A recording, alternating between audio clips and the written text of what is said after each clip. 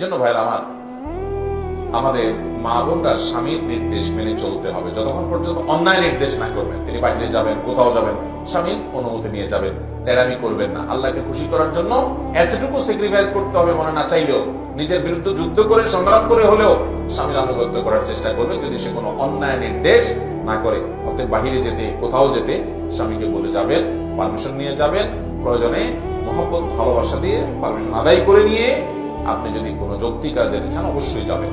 হ্যাঁ, আপনার একেবারে ফরজ কাজ যেতে দিচ্ছে না, কথার কথা আপনি অসুস্থ, আপনার বাবা মা মরে যাচ্ছে, অসুস্থ হয়ে যাচ্ছে, সেখানেও আপনার সাথে কোনো সম্পর্ক তাদের সাথে রাখতে দিচ্ছে না, তো সেই কথা আপনি মানতে বাধ্য নন। কিন্তু আপনার বাবার বাড়ি যাবেন, কোথাও বেড়াইতে যাবেন, তো অবশ্যই তাকে পারমিশন নিয়ে, আস্থা নিয়ে তারপরে যাবেন, মন গড়া চলে যাবেন না। অনেক বোনরা আছে আজকাল এগুলো মানতে চান না, নিজের আমল নিজে নষ্ট করে।